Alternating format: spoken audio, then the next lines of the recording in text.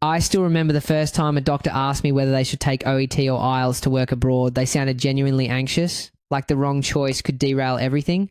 It makes sense, though. I mean, those test scores literally decide whether someone gets a hospital job in the UK, or even a license in Australia or Canada. It's not just a formality, it's the first real gate you face. And the big question people always ask is, which one's easier? Because you need a high score either way, OET grade B or IELTS 7 isn't a walk in the park. But the thing is, easier totally depends on your background and what kind of English you're used to. And that brings us straight to how these tests were actually designed. What I find fascinating is how each test has such a different target. OET is all about healthcare. Every task, every scenario is built for doctors, nurses, or physios. That's so true. You're not going to get asked about the architectural wonders of Rome on OET. Meanwhile, IELTS could throw you a curveball on, say, climate policy or trends in population growth. Exactly. It means OET's language feels more like what you'll actually use in a hospital, explaining medications, handing over patients, or writing referrals. IELTS is much broader and pretty academic. And that's what makes OET grade B feel a bit more achievable for most healthcare folks, even though both tests demand really solid English skills. The context just feels less alien. Let's dig into reading. I've seen so many people trip up on IELTS reading because of the sheer range. One day it's animal migration, the next 19th century sociology. Yeah, and don't forget, it's 3 chunky passages, around 900 words each in just an hour. The time crunch alone stresses people out. It's almost more of a speed test than a comprehension test. OET reading is a bit kinder in that sense, at least at first. You get hospital memos, clinical guidelines, stuff you'd actually see on the job. But Part C, those long, nuanced articles, can be brutal. Some candidates even say Part C is harder than IELTS because you need to catch those subtle differences in meaning. It's not just basic scanning. You really have to read between the lines. So the trick is, don't gamble on Part C. Score big on Parts A and B, where your medical instincts help and you'll have a buffer for the tougher bits. Funny enough, a lot of people head into OET thinking, oh, it's all medical, I'll breeze through. And then Part C hits them like a ton of bricks. I've seen it happen. Those texts can be really dense, with writers tiptoeing around complex ideas. Sometimes it's as much about interpreting tone or implied meaning as understanding facts. Exactly, and the answer choices can be so close together, like you're choosing between main reason and primary motive and suddenly start doubting yourself. That's why people say, sharpen your scanning skills for Parts A and B. If you can nail 8 out of 10 there, you can afford to miss a couple in Part C and still hit grade B. Turning to listening, I always thought IELTS would be harder because you're bouncing from a train station announcement to a university lecture. But it turns out OET listening can actually trip up more candidates. The medical vocabulary is intense, and the speakers don't slow down just because you need to pass a test. Right, there's so much detail packed in, and with less paraphrasing or repetition than IELTS, if you miss something, it's gone. That's why Part A is critical. It's the most straightforward. Real consultations, patient and doctor, and if you can catch the details, you score directly on accuracy. Practice there pays off fast. What's wild is how many OET candidates double down on dictation practice, just listening and writing down everything they hear. It sounds old school, but it actually works. It totally does.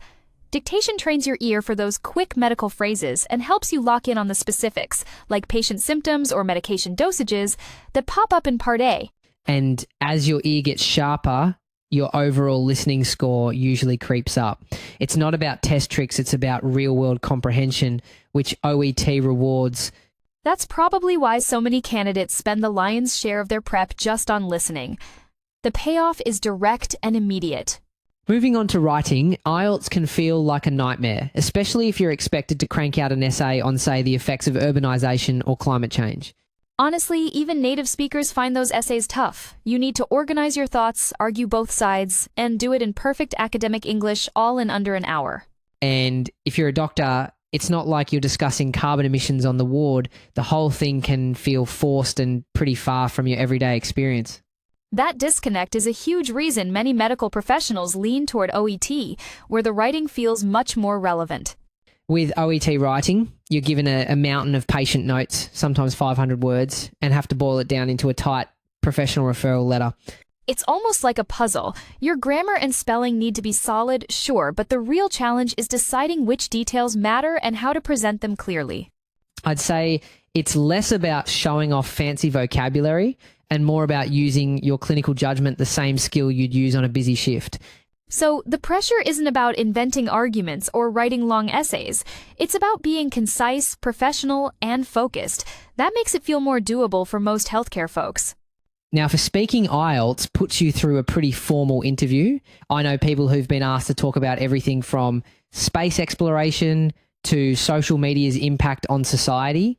And at a 7 level, you're expected to think fast, give long, well-structured answers, and sound academic.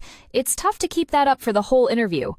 OET totally flips that. Instead of abstract questions, you're role-playing as a healthcare professional, having an actual conversation with a patient. The trick? It's not about talking nonstop.